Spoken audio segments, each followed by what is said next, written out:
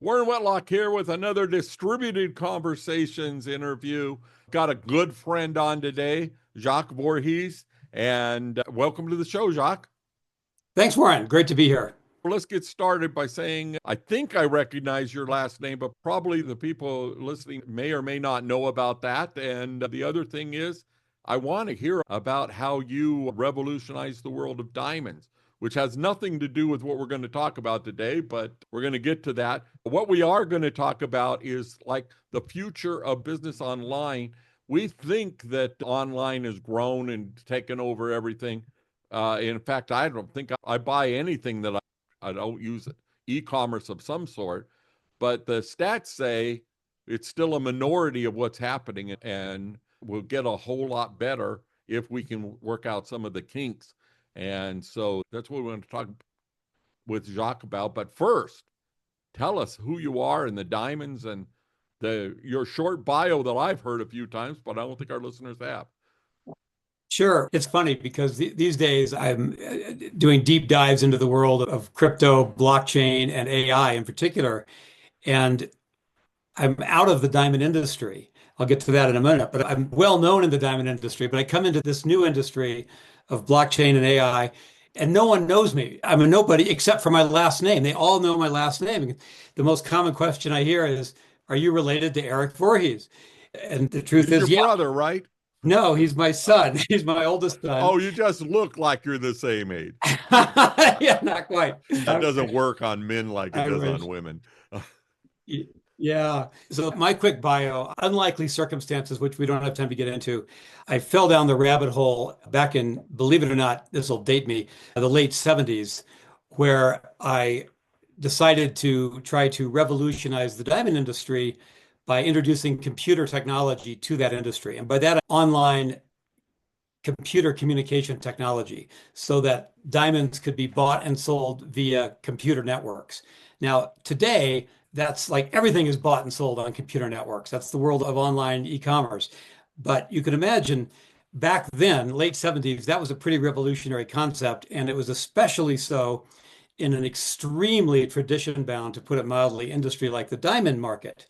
And so to say I was ahead of my time is an understatement. To say I was ridiculously ahead of my time is an understatement. And you don't want to be that far ahead. Note to entrepreneurs, you want to be a little ahead of your time, not insanely ahead of your time, which is why it took me like 20 years of bashing my head against the wall to finally make that company a success. That company was called Polygon, not to be confused with the chain today called Polygon, but the Polygon network. And it did revolutionize the industry so much that today, most any significant 1 carat and over diamond is going to somewhere along the line get traded over one of these. There's now several of them, online computer trading platforms. We were just the first. We changed the world in that respect. That's the world I came out of. And then the story of how I got into where I am now, my son Eric sat me down one day and started telling me about non-fungible tokens and diamonds and how you could take a diamond and connect it to a token, put the token on the blockchain, put a diamond in the vault, and the ownership of the diamond could be traded back and forth, much as you trade warehouse receipts for gold. And he said this could be a huge business. And I decided, oh my God, I am the one guy on the planet most qualified to do this. And so we did. We created a company called Icecap Diamonds, and we put that platform together. And the company was very successful for the first 12 months. We actually hit break even before a couple of black swans came along. The first was the diamond industry itself. The natural diamond industry crashed in mid 2022. And it looks like it may be starting to recover, but it's been going down for 3 years now almost. And also the non-fungible token market went into a similar downward spiral. So between the two, our sales went to, let's just say they went lower. And that company still exists. It's in neutral, waiting for the markets to come back, but we parked it and it's in a good place right now. So in the meantime, what happened was I realized all the technology that we've been developing for that marketplace in a strange way had application to the world of AI. In fact, some of it, we were about to add AI to it to make it all that it could be. And we realized, heck, we don't need to focus all this AI stuff on the diamond platforms for NFTs. We can focus it on the whole world of e-commerce. And that's what shifted us to spin off a new company called, the company name is Icecap.ai. And our product is a AI powered chatbot called Askaway that we think is, to be modest, the best in the world, but that's just our opinion.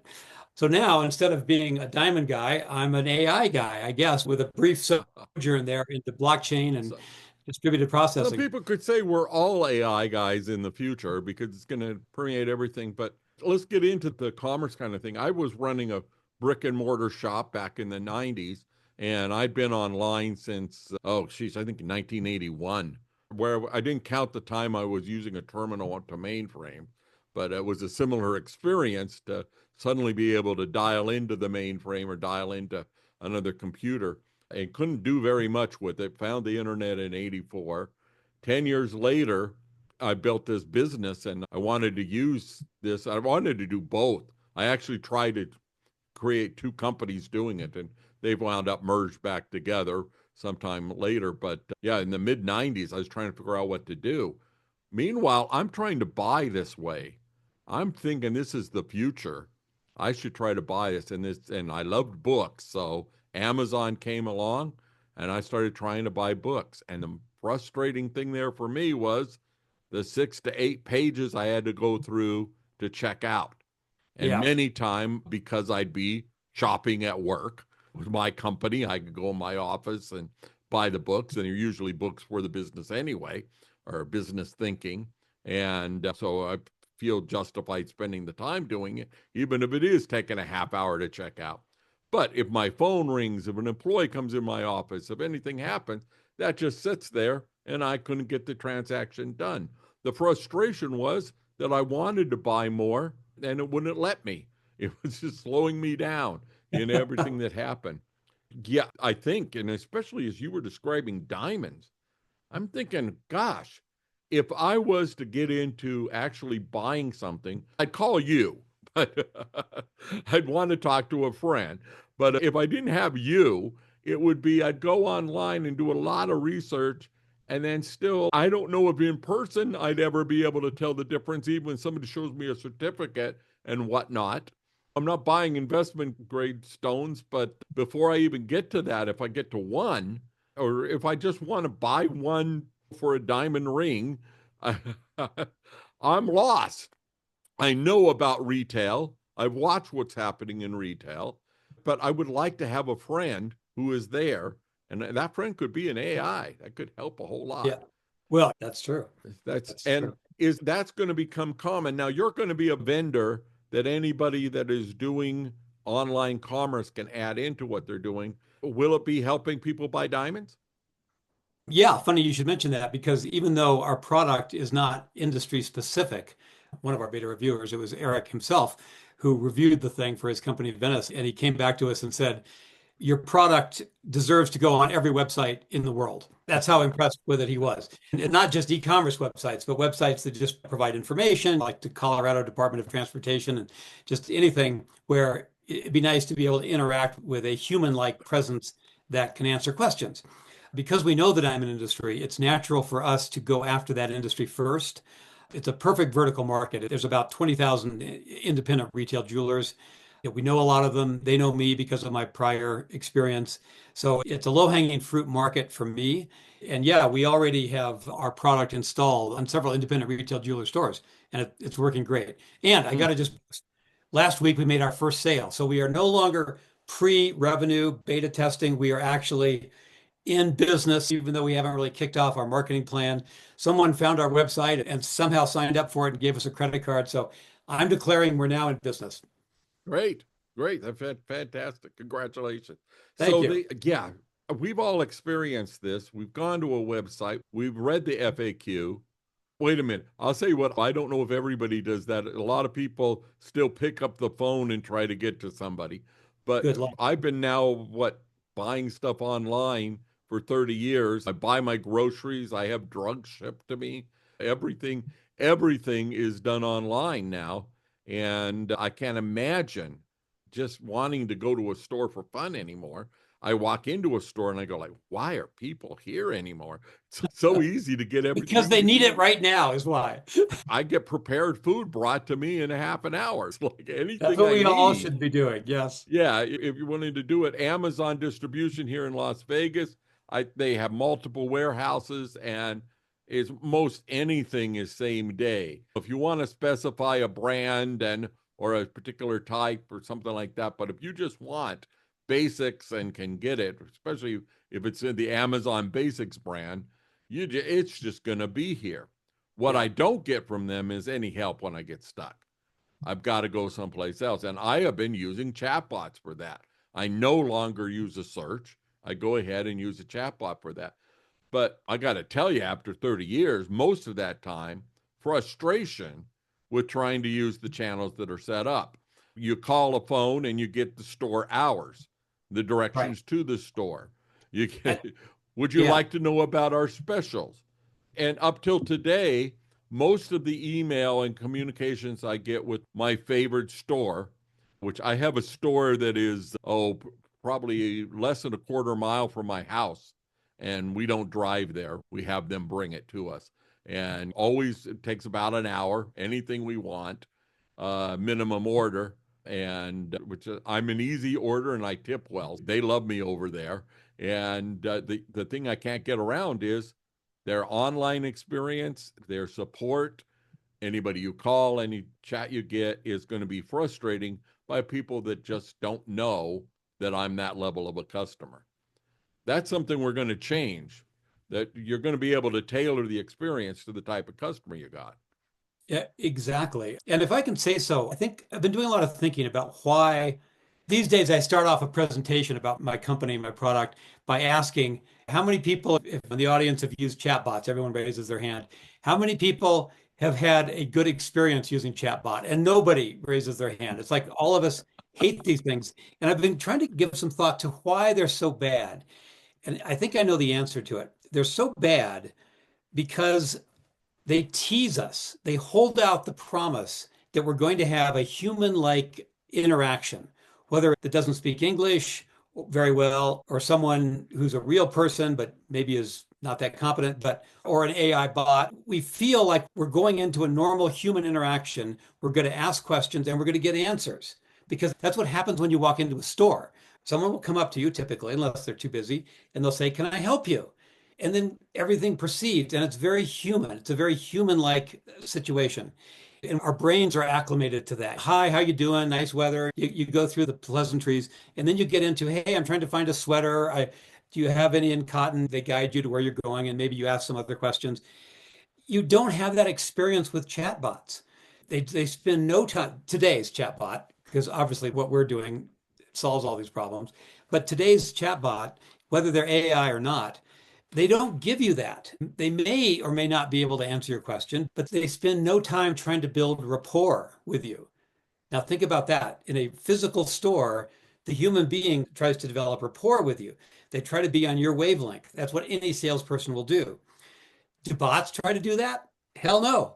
They just spew out whatever they're told to spew out, and they're not very creative about it. And some of them are AI and not pure program based, but it's almost the same thing.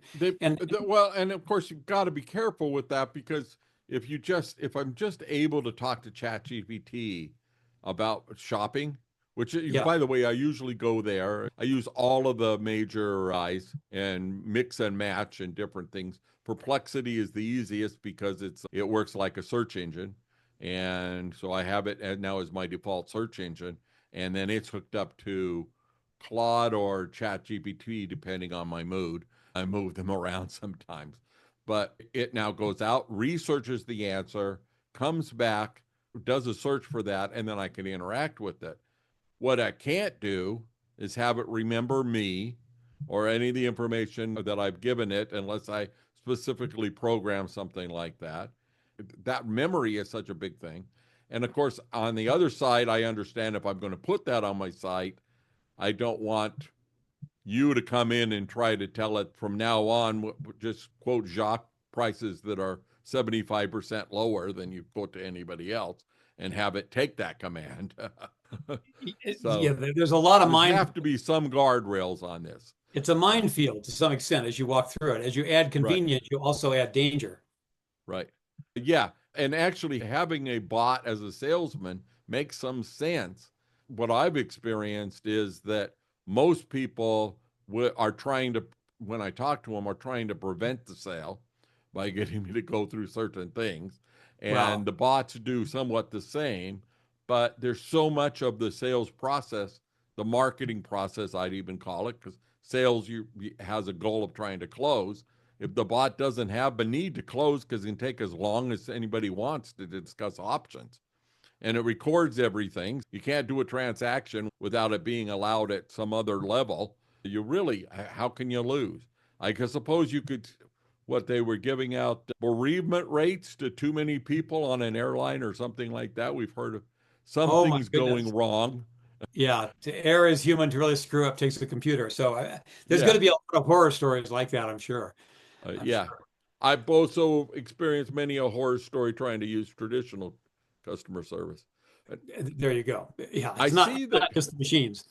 it seems like investing in the technological changes make a difference. We had some mail order catalogs that allowed people to get things in the catalog, and then there were outlets for the Sears and Roebuck company, and that became there was Montgomery Ward's and Sears were major retailers for a long time, but somewhere in our lifetimes they were reigning supreme, and both went away as the old department store was replaced by the Kmart Corporation.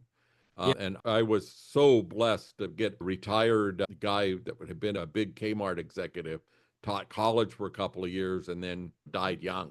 He had, I believe it was stomach cancer, but it progressed over some time, and we got him in remission. And I had a couple of years with this guy who just taught me how retail works in a whole different way. I forget that other people don't have that in their background.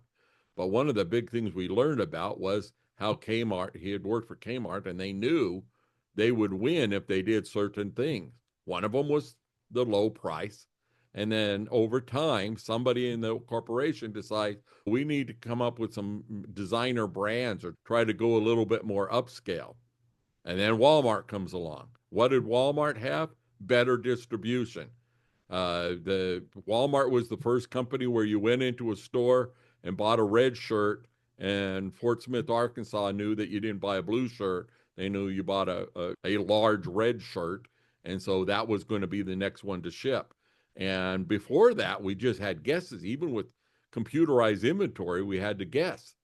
And this is interesting. back when you're selling diamonds and this is coming along. Well, Kmart reigned supreme for, I don't know, 20, 30 years until Walmart took over. And Walmart's still right up on top as a retailer, but it Yep. seems to have been supplanted by Amazon with the growth curve.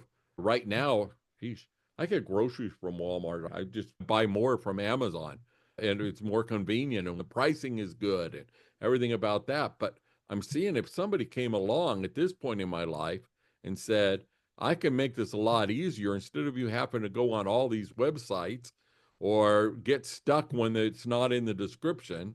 I'm just going to be your agent. I'm going to take care of this. That's great. No, Can you go to multiple sites with an agent? that's what we're looking at. As what an agent does is it leaves the conversation, goes out and does something, and then comes back with homework. And so the more you think about that, what thing does it go out and do? So right now, the bots that we're providing primarily to the jewelry industry, we're doing things where, for example, someone comes to a jeweler's site and that jeweler does a lot of, let's say, off the street buying of gold, jewelry, and so forth. Most of them do that. And so you're a customer and you come with a bunch of jewelry, you know how much it weighs. We're training our bots to be able to learn what the type of jewelry is and what the gold weight is, and then to go out and find the current gold price, come back and run an algorithm that the jeweler sets to be able to quote to the customer in that conversation, ballpark what their jewelry would be worth at that store. It goes way beyond what a normal chatbot can do because it's actually going out externally, learning something, coming back, running a Great. computation very similar to what a human being would do, and then proposing something to them. That gives you, and we can do, of course, the same thing with diamonds too. Yeah, we're in the era of agents coming along are going to be able to do things. And I think we need them. I think the next step gets into what we're doing with the Twin Vault over at Twin Protocol, is that when I'm logged into my Twin Vault and I'm interacting with anything, a recording of all that is kept.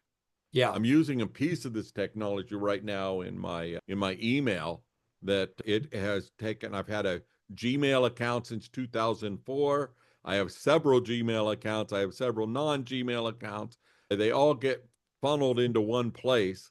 This thing read those, I don't know, million emails, whatever it's been over that time, and can find anything, and specifically the newer ones, has learned from my writing how I write an email Yeah. and mimics me better than anything else. These can reply things. It's weird. I have a friend that sends a newsletter once a week, and I always reply to it. And that's why we're friends, because I thought, hey, I want to You're get always to know there. this guy better. And I just started replying to everything, and start off with smart ass comments about something he said, or yeah, to, or overly complimentary, because that's a polite thing to do. Now he's a friend. He comes to visit Las Vegas, and we always go to breakfast one day when he's here, and we'd hang out a lot more if we could. And so I started writing to him, and this happened to me again yesterday, and the paragraph is finished and it's looking really good. And in fact, it went a little bit too far, and I wanted, one of the three sentences it had written. And I said, I'll go from there. It's not quite good enough for me to say, just give me Right. the But it's first close. sentence. It's I have to close. take the whole thing and then backspace or Yeah. delete it or something, but edit that. I found that I told him that I was doing it one time, and then up two paragraphs later, it's suggesting something else. And I'm going like, sheesh, I just got to turn this off, because I want to say what I feel like saying today, not what I say to anybody else. It's a different Right. kind of friend. Yeah. Probably I'd do the same to you. It's somebody I know and want to talk that way to. The first day I got it, it found a word I didn't recognize and went out and found out I had a subscription to Windows software. I haven't used Windows in 2 years. I don't Wow. need to renew that annual subscription. They found out that I paid for it last year, that it had gone on a company card and had been reimbursed. So I'm okay. I'm not buying stuff on that company card anymore. I don't want to renew it. And so what am I going to do? I just ask it. Can Write you a write a cancellation letter. cancellation notice? It Yeah. came back better. It was the best written cancellation notice I ever sent. Short and sweet. I need to cancel this. Here's the order number, the date I bought. This is the product, and it spelled it right, and I need to cancel that. The email that I'd used, that's a big one, because I have 30 emails that are active. Yeah. Um, and, And you. maybe two or three I use to buy stuff. But it will find out which one it is. Or if I've signed up 3 times for the same newsletter, it'll Yeah. tell me how to cancel the two that I need to get rid of. Yeah. I went ahead and explored some of those. I saved well over the cost of the software the first day I had it, because just things I didn't need to renew. And I should that was probably nice. use that myself. I mean, that so many Yeah. people have that. Yeah, exactly. Yeah. Have that Now, what exact. I want it to do is, and I'm talking to the Twin Protocol team, because I'm an advisor there, twinprotocol.ai, give a shout out for my project. But yeah, I was just talking to them because they're launching something, Angel AI, they just launched. And so I went to their party here in Vegas and got talking to them. And I said, this is where I am with the thing. It says, let's talk to that company. Let's figure out how we can include it, because I'm now building my Twin Vault to have all my transactions, with the idea that any listener of my podcast will be really used to hearing, is that I want to get rid of CRMs and have VRMs, where we take care of our vendor relationships. We keep all the data on every company we do business with, and we stop giving out all our data to every company we do business with. So you go to see a doctor, you don't have to fill out 10 pages of paperwork before you Yeah. see the doctor. I Yep. just went to see my primary care physician. I got 6 pages of, it's the first time you've seen us this year, so we want you to fill this out again. And I'm Yeah. like, there's just no way anyone keeps all this paperwork. Yeah. They might have a reason covered everything I do with them is covered by my insurance, but in theory, they might need to bill me and give me a few months to pay on something. And I need to show them that I was creditworthy, that I exist. They Yeah. certainly don't need my credit report in their files. And the same with the insurance company doesn't may need to know about my credit, may need to know about my medical history, but they need a number or a pass fail, and then that information should be withdrawn from them, available if they need it, and that all can be handled by a smart contract. Yeah. And Yeah. so I'm trying to think of how that works into retail. I would like records of everything I ever bought. And I know from this email experience, if there's an email receipt, I can find it. You can And, find it. I didn't bother when it was a Gmail search, but now that I have this device, yeah, I ask a lot more often. And I want to know, give me everything that's ever happened with Jacques Voorhees. It's in there. Yeah. You're referred to as when you're doing a pitch at one of our events. You're in there when I'm importing names from one place to another. Oh, yeah, I got quite a history with this guy. Yeah. Yeah. Although you and I have only had less than 10 email exchanges where we were actually talking to each other. Yeah. The wealth of information that's in there, which I think I want to use to my advantage. I don't want this to be released to say ChatGPT gets trained off of it. And so I think the possibility of having a bot that then can be multi-vendor and go ahead and take care of that, as much as you're building something that's very much needed for vendors and especially with the agents involved, but at some point soon be able to talk to my agent Oh, and this is where it gets really fun to think about, where suddenly, as you say, your VRM, vendor relationship yeah, manager, my VRM. your VRM, and meanwhile, all the vendors now are having their own bots to interact with customers, whether it's in a sales or a customer Right. service situation. So your bots are talking to my bots. And what's going to happen? I don't know. They're Yeah. going to each be so efficient that they're going to cut through the normal workload in a matter of seconds. And then what are they going to do? That's where it Yeah. gets scary. They're going to pretty soon decide they don't need us. And then they're going to start doing commerce, get access to your crypto accounts and get access Yeah. to, and suddenly they're buying and selling stuff. You could do a lot of almost horror story novels or movies about this. Yeah. And And I think that's it. It makes a more interesting story if the AI becomes self-aware and totally, decides it yeah. has needs And, and and wants. has its own motivations, which are not perfectly aligned with its owner. Yeah. Yes. And we call some of the stuff in prompts and how we program to motivations or decision making trees and things like that. But I just heard somebody just a few days ago referring to automation of companies working like automation of vehicles.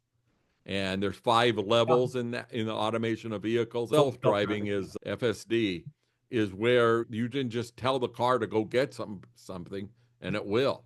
I think Yeah. that's great. If we come into robo taxis, the Yeah. reason I would want to own one of those is that I want my car to come park and charge at my house, so it's a little bit more convenient to me.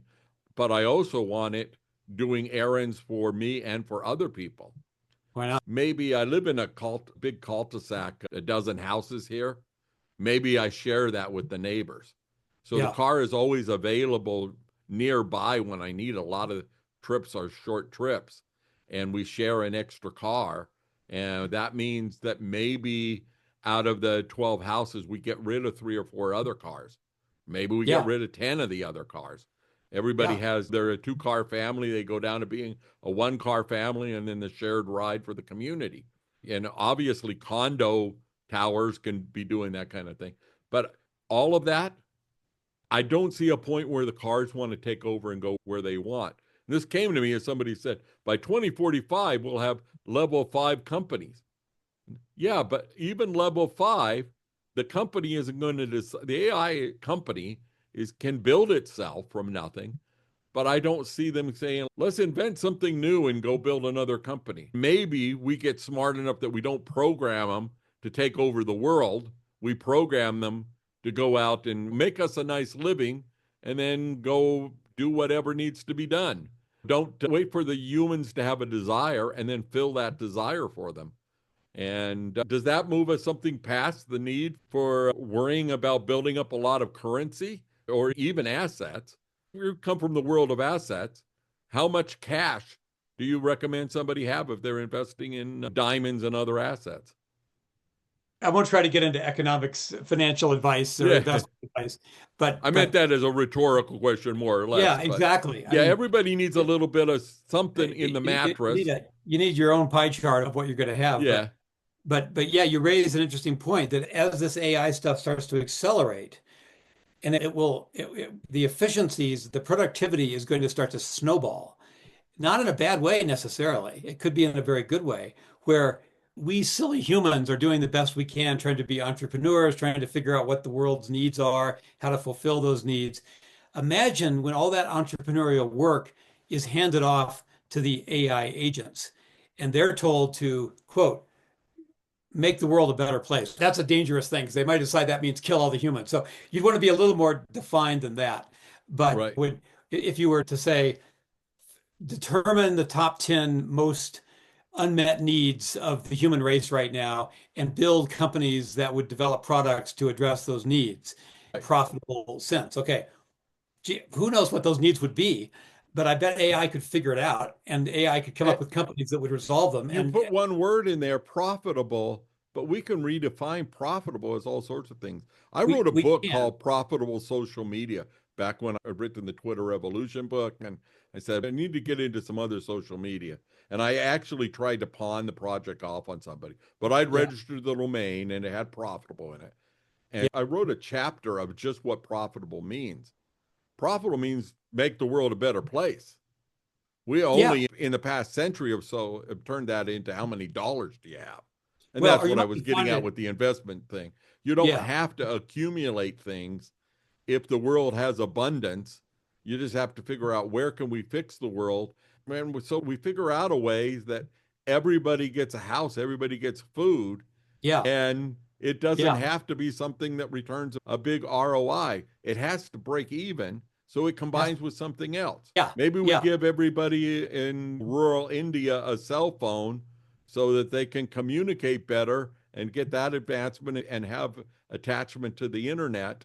And by doing that, we give it to them, but they also consume more as they come up the economic ladder and everything works out okay. And we don't have to figure out how that works because the AI will do it for us.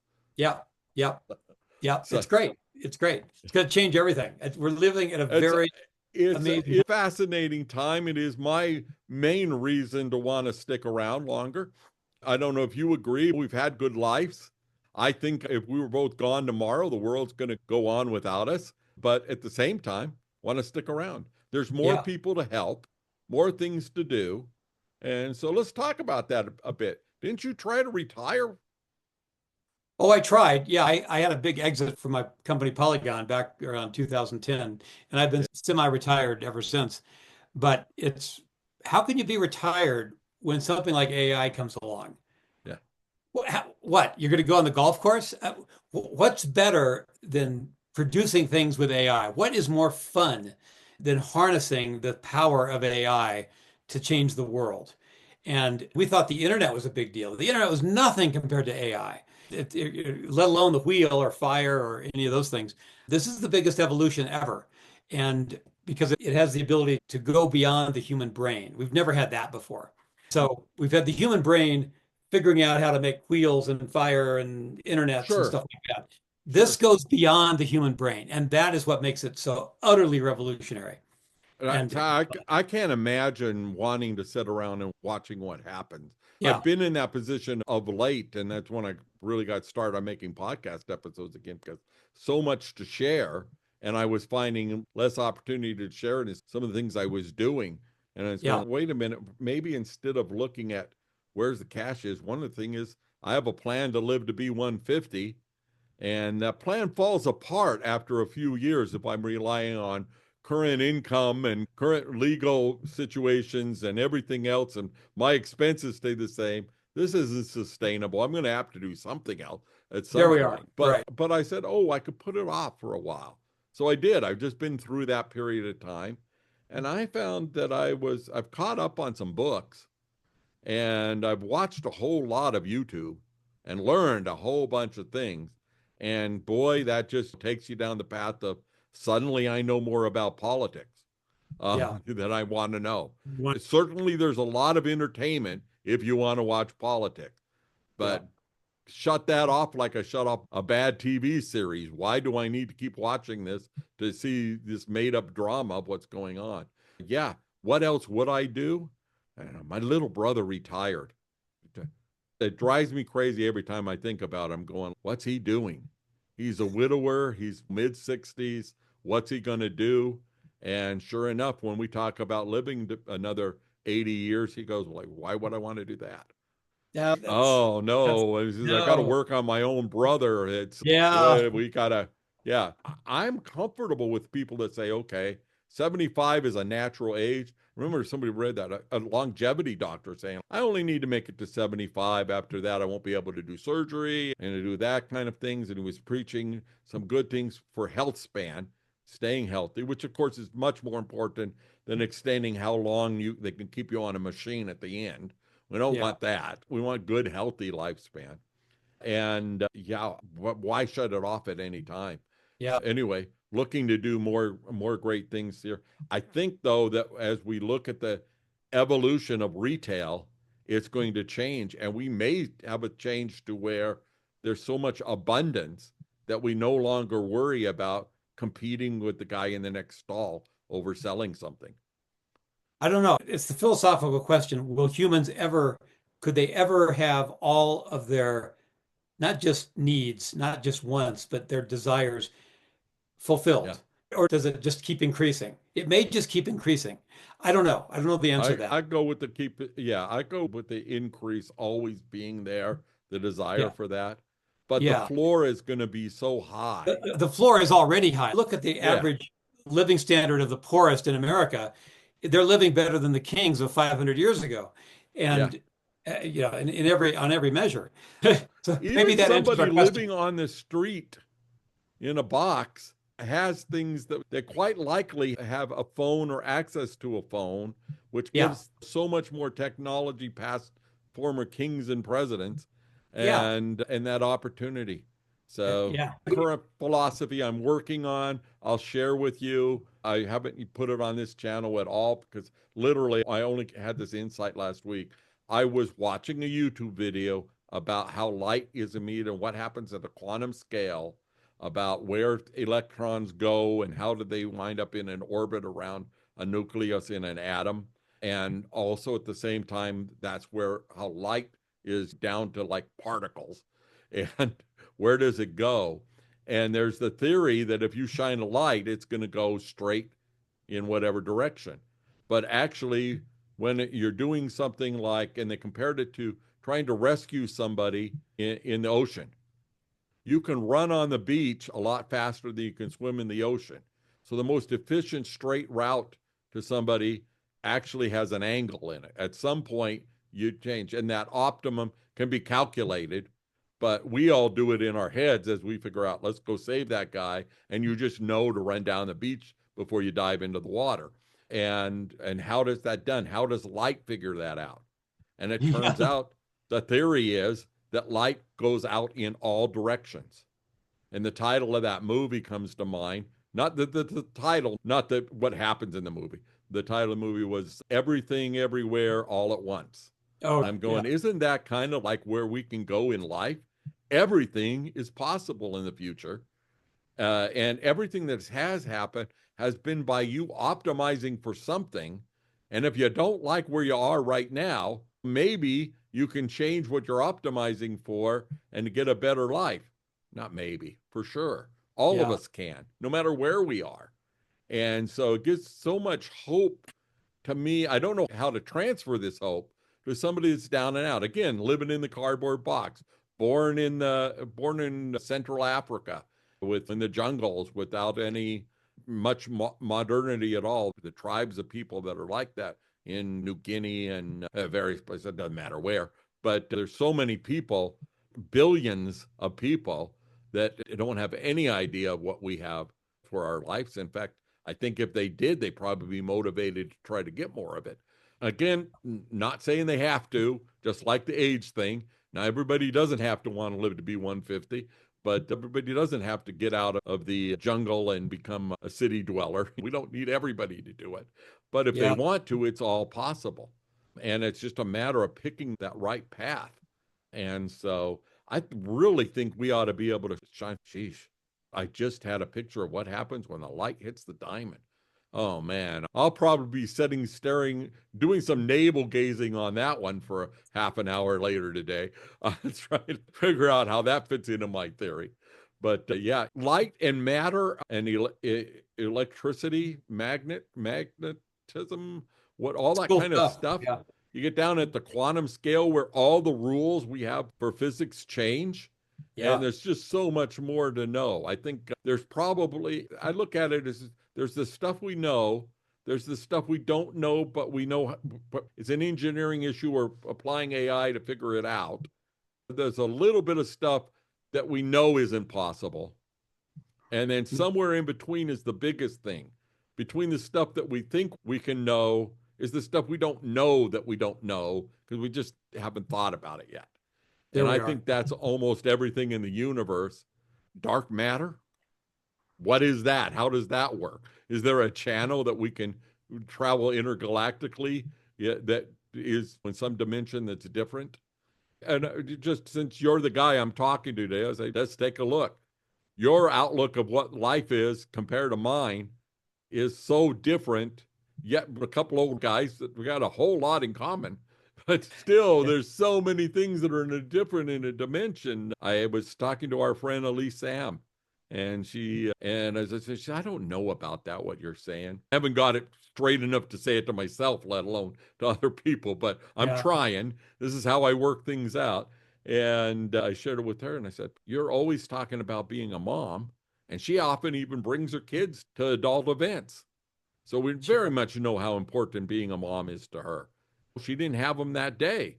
We met up here locally and we're talking about something. I'm going like, hey, wait a minute. Yeah, yeah. Do you ever stop being a mom? Is it not on your mind 24/7? That's something I can't possibly comprehend. And Yeah. especially the single guys that she often is hanging out with have no idea what that's like. And they're single women. Anybody, being a parent, it's different, but being a mom is different than being a dad. And you have a whole different outlook. You, So true. So you true. probably understand diamond retailers a lot more than me. And I thought I had them figured out at one point in my life. Then I met you. I said, oh, I don't know anything. The more you get into it, the more you learn how much you don't Right. know. We want to follow what you're doing. And there's probably even a way to find out about investments and other things you can do to get involved with this path you've decided to be on, your passion, and find a problem and create a company. That's it. So you're solving the problem that most shopping carts are abandoned. And where do we go to find out more about that? The company is living under justaskaway.com. So Ask Away is the product, Just ask justaskaway.com. away. Just three English words. Three English words, justaskaway.com, and you'll find Uh, out. And our premise is that every website in the world should have our product. So whoever's listening, if you have a website, we hope you'll check us out. that's a pretty big TAM. Yeah, it's a pretty big TAM. 200 million is our number. Yeah, that's there. That's great. Yeah, I know from your history and what I know about you and the network and some of those advisors you have that this is one that's for real. This is going to go someplace. And then I'll be back to you how much of that I need to get over into investment grade diamonds because of things I've done using your technology. I think we're going to speak again sometime in the next 80 years if we stay alive. I suspect we will. Yeah, probably on a whole new project, feeding the world or something. We're going to get to Exactly. all those things because AI is going to allow us to. So Yep. this has been the Distributed Conversation podcast. We believe in a world that is going to be decentralized and that everybody will be able to do what they want with their own VRMs or their own AI agents working for you and not somebody else working on you. You aren't the product. You are I don't know what you call it. You're the The boss. consumer of the product. Yes. Yeah, the consumer's not a product. And so am I even the consumer anymore? We all become entrepreneurs running the world the way we want to see it. And if Absolutely. this dimension doesn't work out, there's always some other ones. We'll get to those. That'll be a future podcast when we're talking about that we will be the first interdimensional AI product that we put together or something. AI is going to find all that stuff for us. All right. It's been such a pleasure to talk to you, Jacques. Great. We'll talk again soon. Thank